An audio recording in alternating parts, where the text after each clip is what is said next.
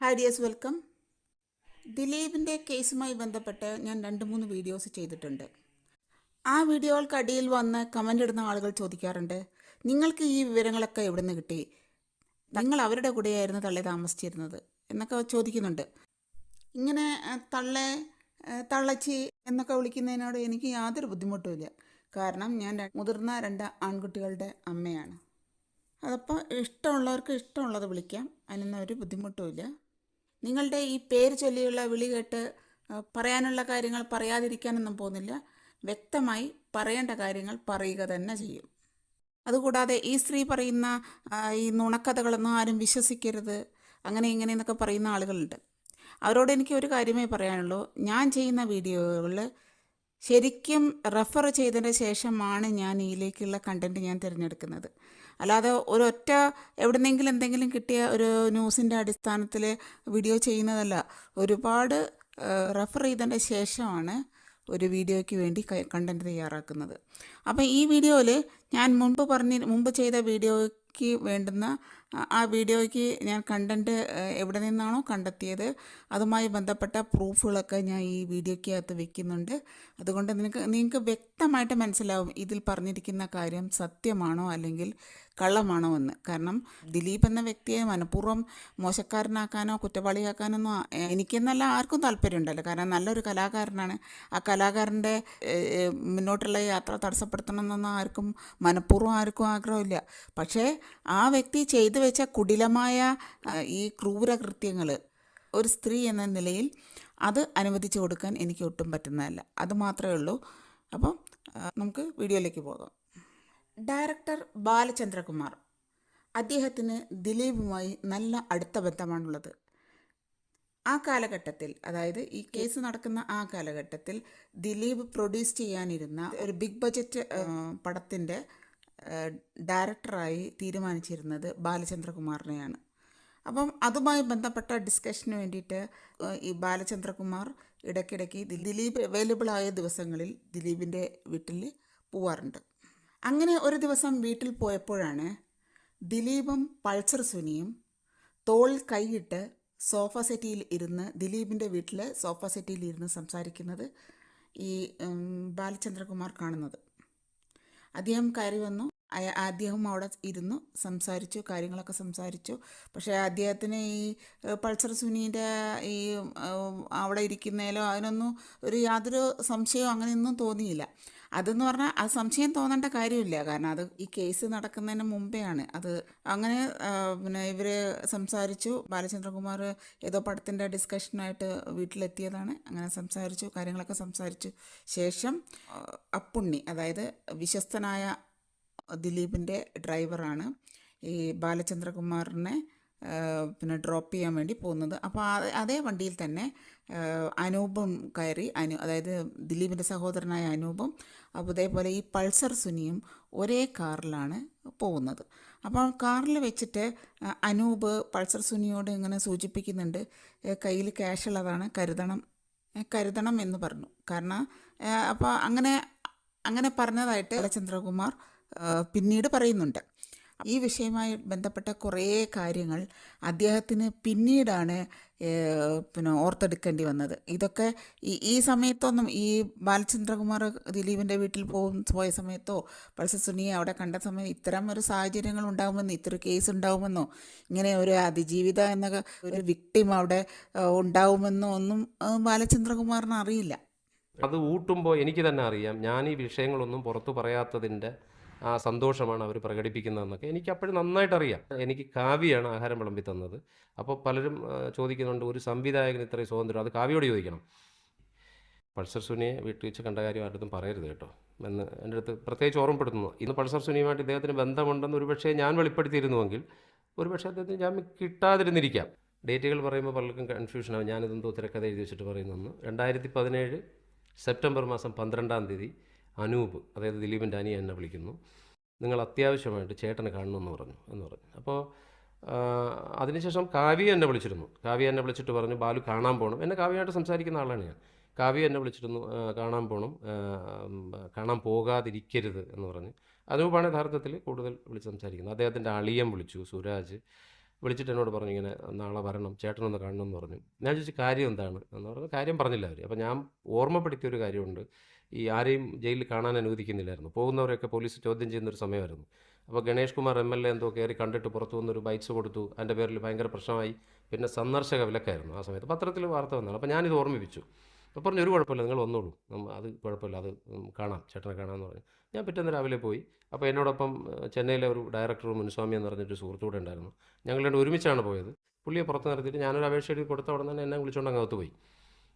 Jail സൂപ്രണ്ടിൻ്റെ മുറിയാണെന്ന് തോന്നുന്നു. ഞാനത് ബോർഡൊന്നും ഇപ്പോഴും നോക്കിയിരുന്നില്ല. എന്തായാലും പുള്ളിക്ക് അവിടെ നല്ല ട്രീറ്റ്മെൻ്റ് ആയിരുന്നു കിട്ടിയിരുന്നത്. അപ്പോൾ ഞങ്ങൾ തമ്മിൽ കാര്യങ്ങളൊക്കെ ഇങ്ങനെ സംസാരിക്കാൻ, പുള്ളിയുടെ വിഷയം ഞാൻ സംസാരിക്കുന്നു. എൻ്റെ വിഷമങ്ങളെക്കുറിച്ചാണ് പുള്ളി പറയുന്നത് കംപ്ലീറ്റും. പുള്ളി കിടക്കുന്നത് ജയിലിലാണ്. തിരുവനന്തപുരത്ത് നിന്ന് വിളിച്ചു വരുത്തിയിട്ട് നീ പ്രയാസപ്പെടരുത്, വീട്ടിൽ അത് അങ്ങനെ നോക്കണം ഇങ്ങനെ നോക്കണം, സാമ്പത്തികമായിട്ട് പ്രശ്നമാണെന്ന് എനിക്ക് നന്നായിട്ടറിയാം, അനൂപ് പുറത്തുണ്ട്, അനൂപ് കുറച്ച് കാശ് തരും, ആ കാശിൻ്റെ എമൗണ്ടൊക്കെ ഞാൻ പരാതിയിൽ പറയുന്നുണ്ട്, അനൂപ് കുറച്ച് കാശ് തരും, അത് വാങ്ങിക്കൊള്ളും, ഒരു സ്ഥലത്തേക്ക് പോകണ്ട, 6 മാസത്തിനകത്ത് നമ്മുടെ സിനിമ റിലീസ് ചെയ്യണം എന്നൊക്കെ പറഞ്ഞ് എന്നെ സമാധാനപ്പെടുത്തുകയാണ്. അപ്പോൾ നോക്കുമ്പോൾ ഞാൻ തിരിച്ചിങ്ങനെ നോക്കുകയാണ്. അപ്പം ഇത്രയും വലിയൊരാൾ, അയാൾ എന്നെ സമാധാനപ്പെടുത്തുന്നു, അയാളുടെ വേദനകൾ മറന്ന്. പക്ഷേ അതിൻ്റെ പിന്നിൽ ഏറ്റവും അവസാനത്തൊരു സംഭവം ഉണ്ടായിരുന്നു. പുള്ളി എന്നോട് പറയുന്നുണ്ട്, ഈ പൾസർ സുനിയെ വീട്ടിൽ വെച്ച് കണ്ട കാര്യം ആരുടെ പറയരുത് കേട്ടോ എന്ന് എൻ്റെ അടുത്ത് പ്രത്യേകിച്ച് ഓർമ്മപ്പെടുത്തുന്നു. ഇതിനു വേണ്ടിയാണ് വിളിച്ചു വരുത്തുന്നത്. സ്വാഭാവികമായിട്ടൊരു സാധാരണ മനുഷ്യൻ എന്നുള്ളത് എനിക്ക് മനസ്സിലായി. അത് തൽക്കാലം പറയാം, അത് ജാമ്യത്തിനെ ബാധിക്കും എന്ന് പറഞ്ഞിട്ടാണ് പുറത്തിറങ്ങിയ സമയത്ത് തൊട്ടടുത്ത് പോലീസ് സ്റ്റേഷനാണ്, തൊട്ടടുത്ത കോമ്പൗണ്ട് പോലീസ് സ്റ്റേഷൻ. പോലീസുകാരൊക്കെ ഇങ്ങനെ നോക്കിക്കൊണ്ടിരിക്കുകയാണ്. കാരണം ദിലീപേട്ടൻ ആരെങ്കിലും കാണാമെന്ന് പുറത്തിറങ്ങി അവിടെ നിന്ന് വിളിച്ചാരും പറഞ്ഞു കൊടുക്കും. അതെന്നോട് നേരത്തെ പറഞ്ഞു, ഇറങ്ങുമ്പോൾ അങ്ങോട്ട് നോക്കരുത് എന്നൊക്കെ പറഞ്ഞ് ഈ അനൂപ് എനിക്ക് ക്ലാസ്സും തന്നിരുന്നു.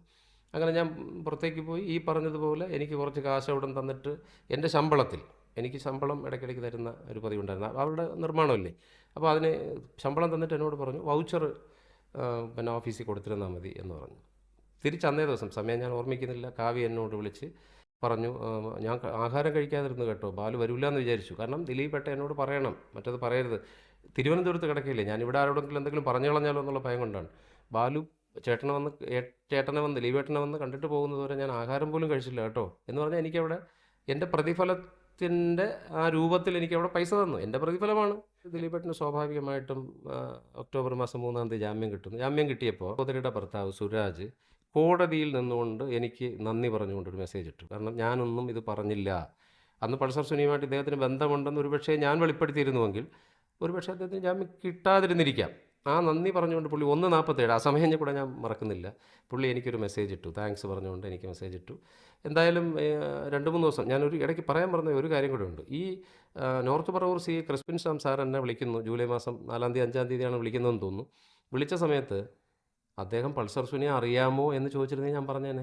നിങ്ങൾ എപ്പോഴെങ്കിലും പൾസർ സുനിയെ ദിലീപിനുമായിട്ട് വീട്ടിൽ വെച്ച് കണ്ടിട്ടുണ്ടോ? കാരണം എൻ്റെ ചാറ്റും ഞാനും ദിലീപേട്ടൻ തമ്മിലുള്ള ചാറ്റ് ഒരുപാട് കണ്ടതുകൊണ്ടാണല്ലോ എന്നെ വിളിച്ചത്. അപ്പോൾ സ്വാഭാവികമായിട്ട് ആ ചോദ്യം അദ്ദേഹം ചോദിച്ചിരുന്നുവെങ്കിൽ ഞാൻ അറിയാമെന്ന് പറയുമായിരുന്നു. അതേപോലെ ഒരു ചോദ്യം കൂടെ ചോദിച്ചിരുന്നുവെങ്കിൽ ദിലീപിന് എത്ര നമ്പറുകളുണ്ടെന്ന് ചോദിച്ചാൽ ഞാനൊരു 8-10 നമ്പർ എൻ്റെ ഫോണിൽ നിന്ന് എടുത്ത് കാണിച്ചു കൊടുക്കുമായിരുന്നു. കാരണം എനിക്ക് കള്ളം പറയേണ്ട ഒരു കാര്യമില്ല. ഈ 2 ചോദ്യം അവർ ചോദിച്ചില്ല. ചോദിച്ചെങ്കിൽ ഞാൻ ഇത്രയും ദിവസം കാലതാമസം വരില്ലായിരുന്നു ഈ വിഷയത്തിന്. അപ്പോൾ ചോദിച്ചില്ല, ഞാൻ പറഞ്ഞില്ല. അപ്പോൾ ഇത് കഴിഞ്ഞു, ജാമ്യത്തിൽ പുള്ളി ഇറങ്ങി. ഒരിക്കലും വിശ്വസിക്കാൻ പറ്റാത്ത കാര്യങ്ങളാണ് ബാലചന്ദ്രകുമാർ പറഞ്ഞുകൊണ്ടിരുന്നത്. ഈ ബാലചന്ദ്രകുമാർ എന്ന ഡയറക്ടർ പറയുന്നതെല്ലാം കള്ളമാണെന്ന് പറയാൻ പറ്റുമോ? ഈ പറഞ്ഞതെല്ലാം കളവാണോ? വെറുതെ മെനഞ്ഞുണ്ടാക്കുന്ന കഥകളാണോ ഇദ്ദേഹം പറയുന്നത്? എല്ലാം കണ്ടറിഞ്ഞ് കൂടെ നിന്ന് മനസ്സിലാക്കിയ ഒരാളാണ് ഇതെല്ലാം പറയുന്നത്. കേസ് വന്നു, ദിലീപിനെ അറസ്റ്റ് ചെയ്തു, ദിലീപ് റിമാൻഡിൽ കഴിഞ്ഞു. ആ സമയത്തൊന്നും ബാലചന്ദ്രകുമാറിന് ദിലീപിന് ഈ കേസിൽ പങ്കുണ്ടെന്ന് തോന്നിയിട്ടില്ല. അദ്ദേഹം അങ്ങനെയൊരു സംശയമേ പ്രകടിപ്പിച്ചിട്ടില്ല. അന്ന് പൾസർ സുനിയെ ദിലീപിൻ്റെ വീട്ടിൽ കണ്ടിട്ട് പോലും അദ്ദേഹം വേറെ ഒരു തരത്തിലും ദിലീപിനെ കുറിച്ച് സംശയത്തോടെ നോക്കിയിട്ടില്ല. ഒരു രീതിയിലും അദ്ദേഹത്തിന് ദിലീപിനെ കുടുക്കണമെന്നോ അല്ലെങ്കിൽ ചതിവുപ്പെടുത്തണമെന്നോ എന്നുള്ള ഒരാഗ്രഹം ഉണ്ടായിരുന്നില്ല. അന്നത്തെ ദിവസം ദിലീപിൻ്റെ വീട്ടിൽ കുറേ പേർ ഒത്തുകൂടിയിരുന്നു. ദിലീപിൻ്റെ അനിയനായ അനൂപ്, ദിലീപിൻ്റെ സഹോദരിയുടെ ഭർത്താവായ സുരാജ്, പിന്നീട് അനൂപിൻ്റെ ഭാര്യ സഹോദരൻ, എല്ലാവരും അന്ന് ആ വീട്ടിലുണ്ടായിരുന്നു. അവരെല്ലാം ചട്ടം കെട്ടിയ രീതിയിൽ എന്തിനോ വേണ്ടി കാത്തിരിക്കുകയായിരുന്നു. എന്തോ ഒരു സംഭവം അന്ന് അവിടെ ആ വീട്ടിൽ നടക്കാനുണ്ടായിരുന്നു. അതിൻ്റെ പേരിലാണ് ഇവരെല്ലാവരും അന്ന് ആ വീട്ടിൽ ഒത്തുചേർന്നത്.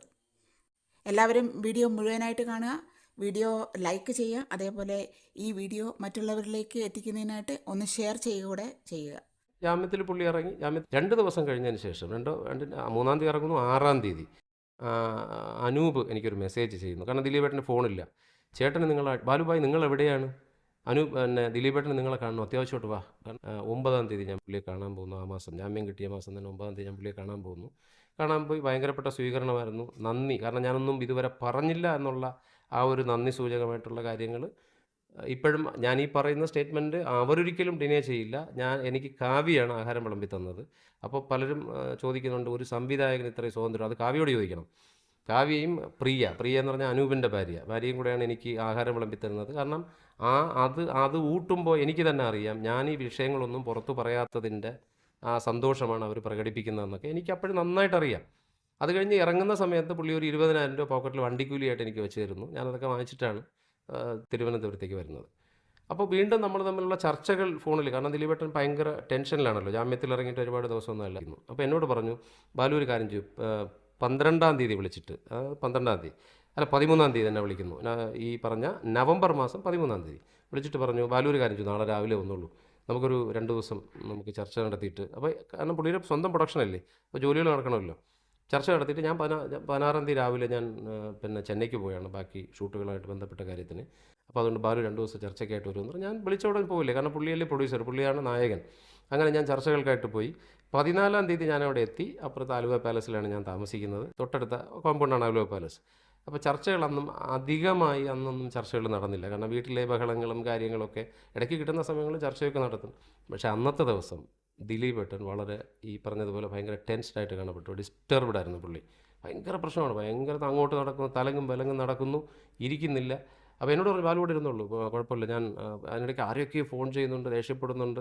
അപ്പോൾ ഞാനൊരു ഡിസ്റ്റൻസിൽ കിളികളൊക്കെ നോക്കിക്കൊണ്ട് അവിടെ ഫ്രണ്ടിലൊക്കെ നിൽക്കുകയാണ്. അപ്പോൾ വീണ്ടും എൻ്റെ അടുത്ത് വരും, നമുക്ക് എവിടെ നിന്ന് പിടിക്കാം എന്നൊക്കെ പറഞ്ഞിട്ട്, എവിടെ നിന്ന് പിടിക്കാമെന്ന് പറയുന്ന സബ്ജക്റ്റിനെ കുറിച്ചാണ്, നമുക്ക് അങ്ങനെ ചെയ്യാം ഇങ്ങനെ ചെയ്യാം എന്നൊക്കെ പറഞ്ഞിട്ട് വീണ്ടും അകത്തേക്ക് പോകും, തിരിച്ചു വരും. അങ്ങനെ ഇരിക്കുന്നതിനിടയിൽ ബൈജു എന്ന് പറഞ്ഞൊരു സുഹൃത്തോട് വരുന്നു. ഒരിക്കലും മറക്കാത്ത രീതിയിൽ ഞാൻ പറയുന്ന കാര്യങ്ങളാണിത്. ബൈജുവിനെ എനിക്ക് നന്നായിട്ടറിയാം. അതിനു മുമ്പ് ഞാൻ കണ്ടിട്ടുണ്ട്. ആലുവ MLA അൻവർ സാദത്തിൻ്റെ സുഹൃത്താണെന്ന് അവർ തമ്മിൽ സംസാരിച്ച് കേട്ടിട്ടുണ്ട്. അവരെ തമ്മിലൊരുമിച്ച് ഞാൻ കണ്ടിട്ടില്ല. അപ്പോൾ അങ്ങനെ ബൈജു അവിടെ വന്നു. ബൈജു വന്നപ്പോൾ തന്നെ ബൈജു സംസാരിക്കുന്നു. എനിക്ക് സംശയം തോന്നി തുടങ്ങിയ ഈ സ്ഥലത്ത് നിന്നാണ്.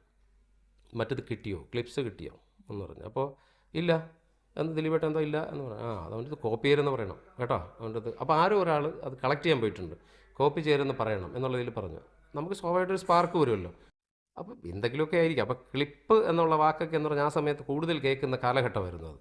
ഇവർ ദിലീപേട്ടൻ പുള്ളിയെ വിളിച്ചുകൊണ്ട് അകത്ത് പോയി. അപ്പോൾ എന്നെ വിളിച്ചു. ഞാൻ മദ്യപിക്കില്ല എന്ന് പുള്ളിക്ക് നന്നായിട്ടറിയാം.